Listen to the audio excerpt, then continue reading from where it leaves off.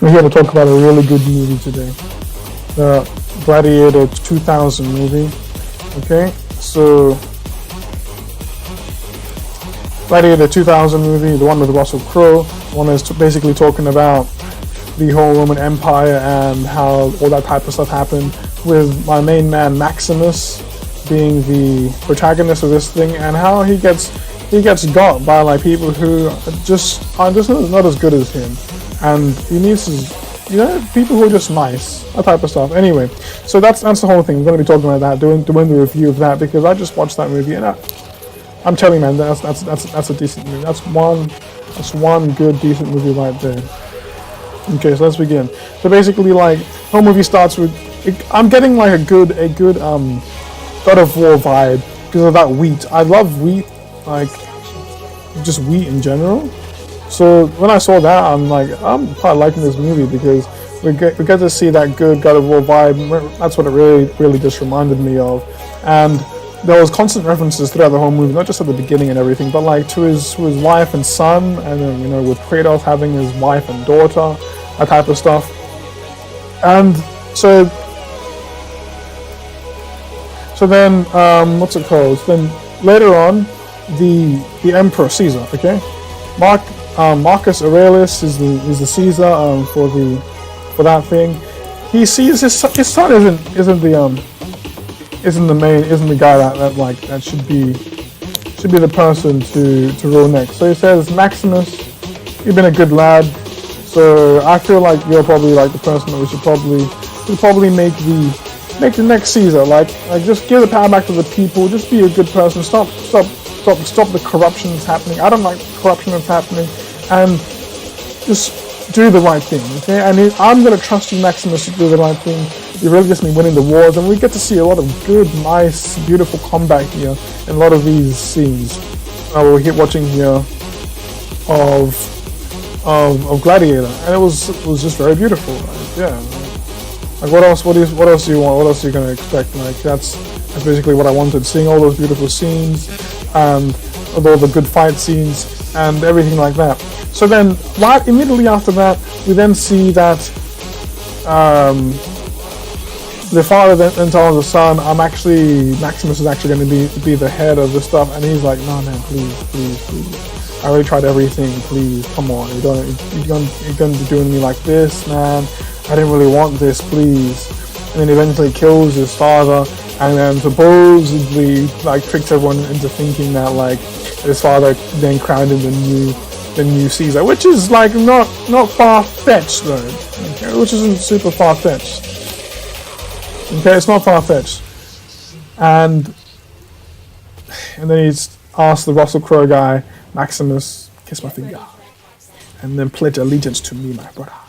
But then Maximus is like, no man, like I'm supposed to be the ruler here, and then he just refuses, obviously, defiance to the Caesar. So, and people don't know that he's actually not the rightful person. So then what happens next is just say, okay, take this boy out and kill him. Like, you don't do that type of stuff and just get away with it. So they try to do that, but they don't know who they're messing with. They are messing with Maximus. And then they basically ask, okay, that's fine, but my wife and children are going to be cool, right? And they say, nah man, you're going to see them in the afterlife. Like, what? I'll see my wife and children in the afterlife. They didn't do anything, my brother. But that's what he said anyway. So then they try to kill him, but those guys, they didn't know who they're messing with. They're not messing. This is no ordinary mortal. This is no ordinary mortal. He has surpassed the mortals of all mortals. He has become a Spartan. Okay, it was just really good. Okay, like when you see this guy fight, it's the next level shite right there. So that's what we're seeing. So then he just slays all like 4, 5, 6, like all the people who were sent to kill him. He just kills all of them, every single one of them niggas. None of them survive because man, that's his job. Okay, he's just too good. They should have known better before trying to mess with my man Maximus. He ends them, and starts right off to meet his what's it called? His wife and son. Yes, his wife and son, And then he's starting to lose hope, starting to lose heart. But he imagines, man, what's going to happen if they get there before me? Okay, and then, but they are getting there before him. So he really needs to just pull his weight together. Sometimes he fainted because like he got like injured in that whole ordeal trying to escape, and he got sliced up a little bit too badly. Okay, but he's still alive. He's still alive. He's still good. He's still pumping. He's still breathing. He's still riding. Okay, that was good. And he gets there, but gets it too late. His wife is dead. His son's dead. And what this really taught us is the ability to really, again, have something that's worth it, man.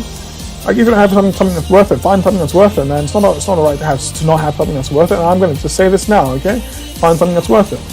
Okay, find something that's worth living for. Find something that's worth dying for. This is what this really good section of this movie really just taught us, like this type of stuff. So eventually, like he just gets home, like everyone's dead, faints, and then luckily, like some good slave traders come along. They find him. This is like a Joseph story, okay? Sold into slavery, like Joseph from the Bible, but a little bit different, obviously. So they fix up his wound. It was infected. He wakes up, sees the maggots eating it, like eating all that infested flesh, and it's cool. It's cool. Okay, they're helping the boy heal up and get better and all that good stuff, and he's just getting better, and we love it. We're moving up and in. It's a very beautiful thing. They try to force my man to fight. It's like they don't even know who our good guy Maximus is. Okay, they don't know who Maximus really is trying to force him to fight. You don't know. This guy is power amplified, eh? If you know what where Mirio power. That's what this guy was, okay? That's what this guy was, and they're trying to mess with him. So anyway, he doesn't fight because they're prepping them for the gladiator battles, all those fights you see in the Colosseum and all that type of good stuff. So they're prepping them for that, and then they start making some wagers, who's gonna win, who's gonna die, and all that type of stuff.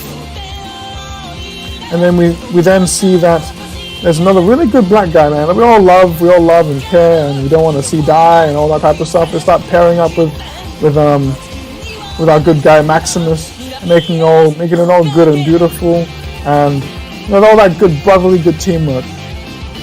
Maximus there, first fight in, he just works with that black boy, I think from Namibia, like they call him a Namibian, basically. So then they work with him, and that guy's got a moped. So then that's all good.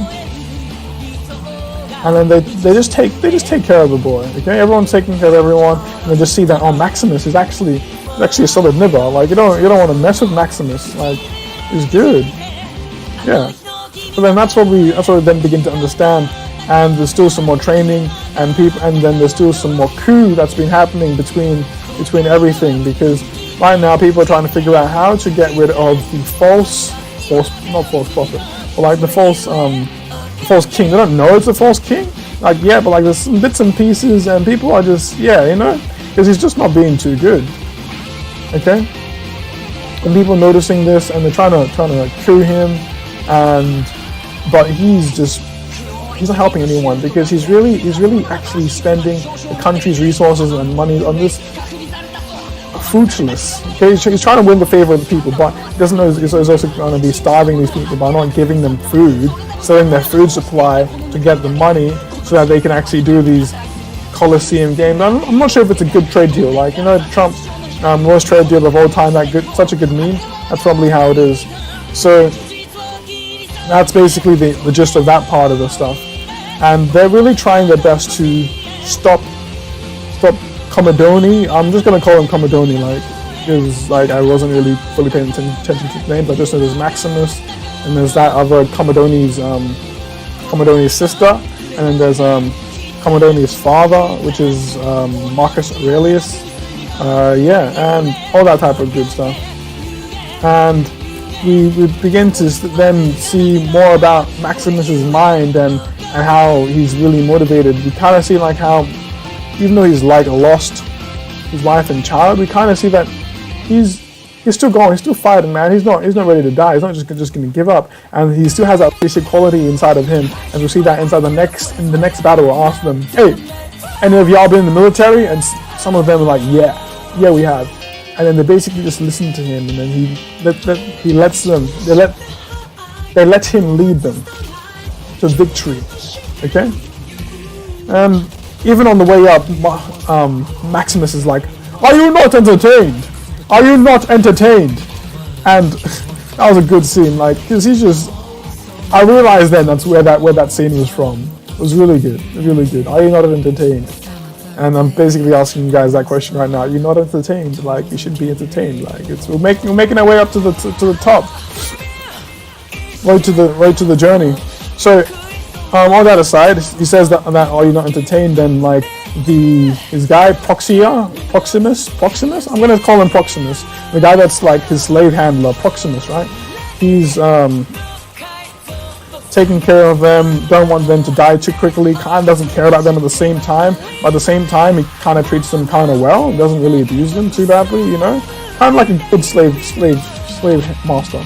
Even though I'm not condoning slavery here, in any way, form, fashion, or form, don't come away from this video saying that Coag is supporting slavery. I do not.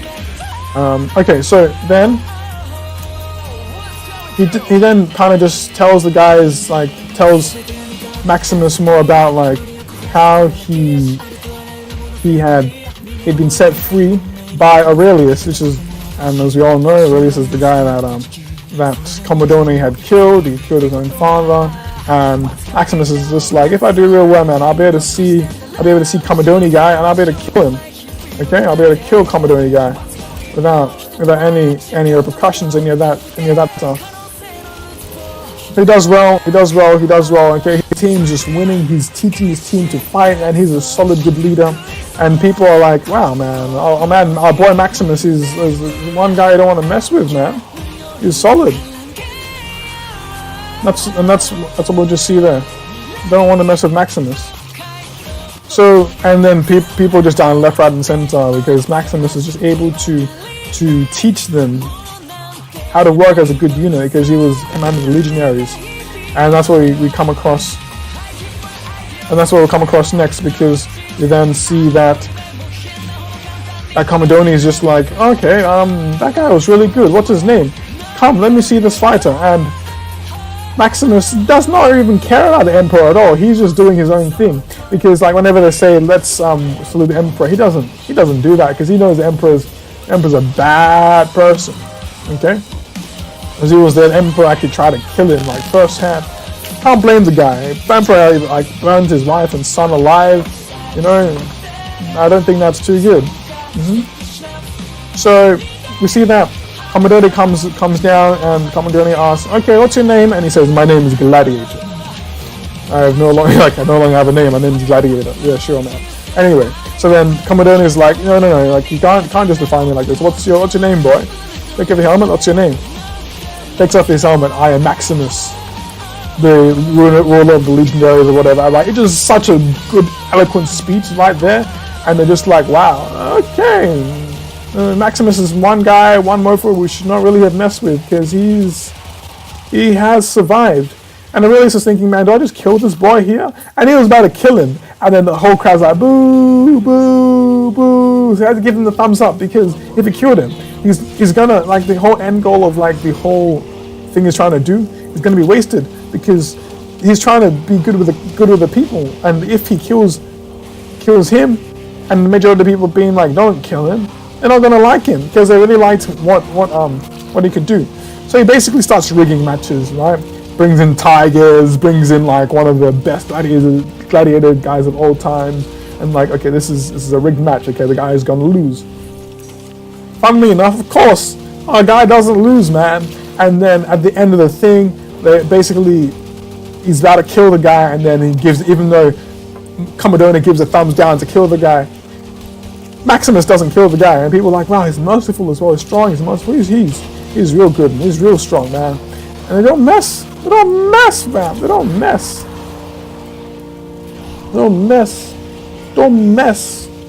yeah?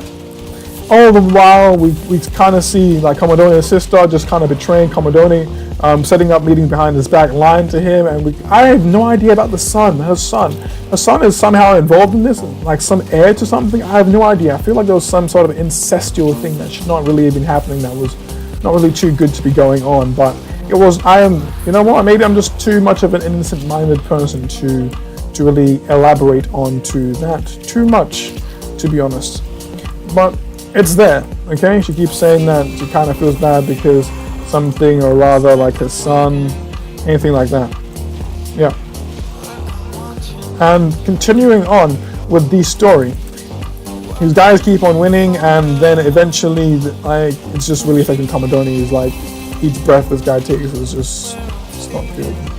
It's not good, man. I'm really not happy with what this guy's doing, because I just thought this guy was dead. And then he then speaks to the other general guys. Okay, let's just find a way to eliminate this guy, okay? Because he should be dead. He should be dead, but he's not dead. So what can we do about it? What can we do about it? What you gonna do about it? I got video. What you gonna do about it? Yeah. And they're like, what are you gonna do? What are we gonna do about it? So he basically gets the guys. They say they didn't know he died. Okay.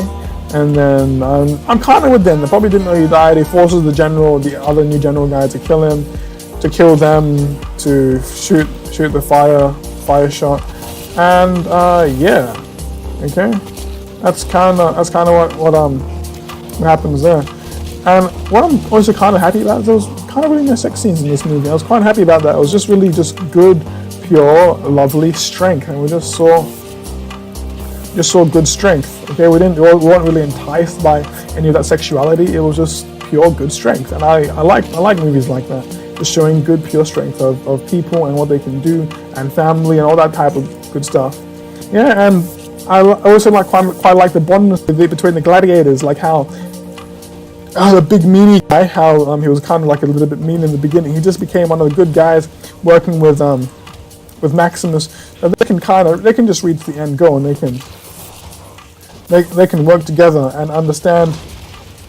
And yeah, we got this together. We're brothers in arms. We're a unit, and we just work together because it's what we do. Yeah. Yeah. Maximus wins is continually vexing the Emperor. So the Emperor, sister continues to weave in and out beside of him, and after one of his wins, which is the one where he spares the guy's life, he sees an old friend of his, a good old friend of his, who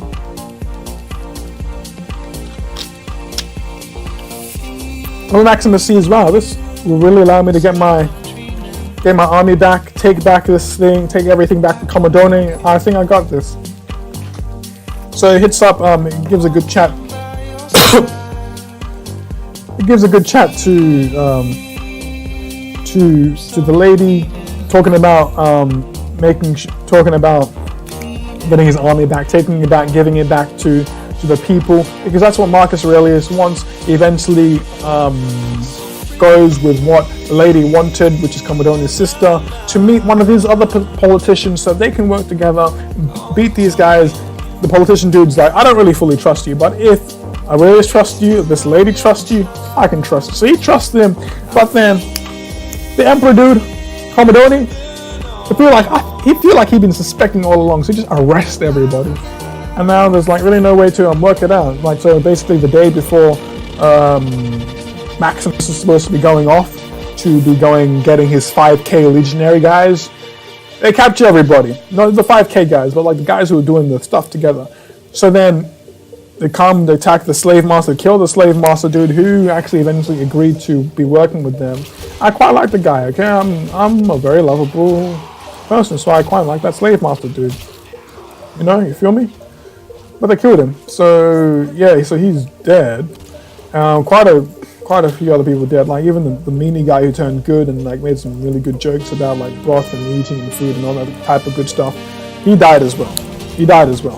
But the black guy, the Namibian guy, I can't even try to get this word correct. He's still alive. He's still pumping. He's still hitting hard. No one's really messing with that guy. And so they kind of survive, kind of don't really survive for that night. Yeah, they capture, they capture, what's his name? What's his face? Maximus. They capture Maximus on that night because they capture Maximus's friend, use it as a trap, use it as a decoy, then they kill Maximus's friend, and yeah, basically everyone who just got that thing. A wee bit sad, but you know, we keep moving, we keep moving up. So yeah, that's what Maximus did. They capture Maximus, and Commodore is like, okay, I'm gonna fight you. And obviously that's a stupid idea because you don't just like Commodore, man, you want to fight Maximus. You need to see all the people he just killed. But Commodore had a plan up his sleeve. He stabbed Maximus before the fight because people obviously need to be seen like he beat the guy fair and square. You know, you feel me? It needs to be seen like he beat the guy fair and square. If not, like the people ain't gonna like him. Yeah, you feel me? So then he needed to do that type of stuff. So he stabs Commodore.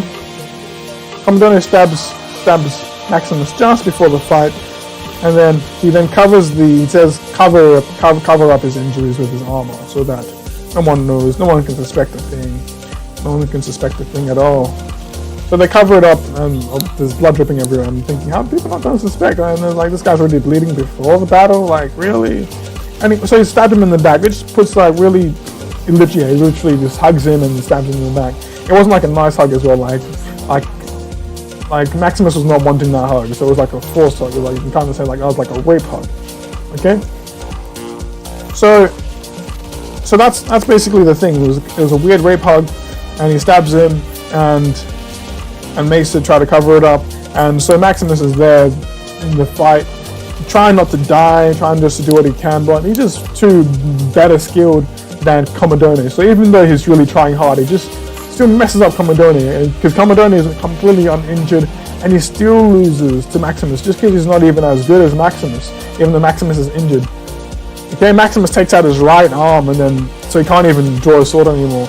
Which I'm thinking, oh, Commodore probably could have taken out like the guy's right arm in the beginning, you know, stopped him altogether. But you know, it's a movie. Like, probably wasn't thinking straight, and I understand that. So yeah, that's what happens, and eventually. Obviously Maximus wins and he kills Commodore guy, and the saddest part was when Commodore realized that he could not use his right hand, and says, Quintus, lend me your sword. And then Quintus is like, oh, so you want to cheat, huh?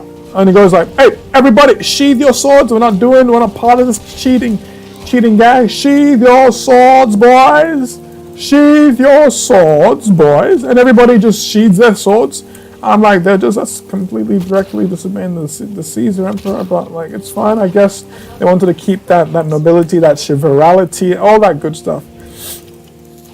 Everyone sheathes their swords, and then no one's gonna help the emperor. So then he's dead. He loses a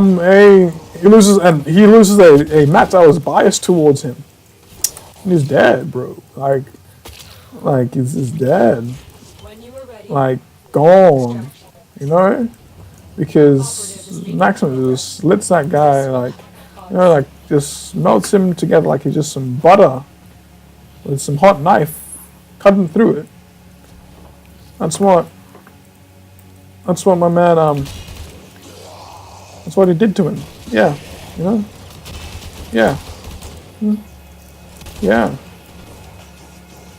Well, we continue, and in the end. Okay, Maximus has been fighting for a while, he dies. I'm thinking, why wasn't there any medical attention? Aren't there any doctors around anywhere? There's no doctors, so you guys are telling me that none of y'all could have helped him at all? You just left him there to die? Just, really? Come on, guys, I expected better. But he dies. And then we get a beautiful song by Lisa Gerard and Hans Zimmer, showing the beautifulness of what music can really do, okay? It's good. I quite like that song. And what we really learned from this movie is just the determination, the knowing that no matter what happens, you just keep on going. People die, and people die and things go wrong, but you just keep on going. You recognize that and you keep moving on, because all you have is to keep moving forward. Okay? or you have it, and people can backstab you anytime. So just chill, man. Like if it happens, man. I had a whole another video like why do people backstab and stuff. Like if it happens, it happens. Just move on. That's the whole key. That's where all the power comes from. The power and being able to move on and continue on with your strength and power, and just getting stronger and better and better and better. That's what this movie really just shows. That no matter how any of that stuff goes, we can keep on going. And it has a lot of good God of War themes in it. I'm a huge fan of the God of War franchise and the series there. It was very beautiful, and we just love it right there. So that's basically like the whole review I have for the whole movie of what's it called, Gladiator 2000. Really good, nice movie. And this is basically how I'm going to be doing the movie reviews, just talking about it basically as I'm doing this type of stuff. Like, okay, sorry, like obviously a review needs to say if the movie was good or not. The movie is good. Okay, I don't watch any. If I'm reviewing a movie, it means it's already good. Like, I'm not going to review a bad movie. Why would I watch a bad movie, man? I don't watch bad movies. So if I'm reviewing a movie, it's good. It just means the review part just means just talking about it, just because talking about it is fun and nice and enjoyable. So with that, I guess I'll catch y'all. So just stay safe. So stay safe, stay on the journey. Don't let the bed bugs bite. All the good stuff we like to hear. And see ya.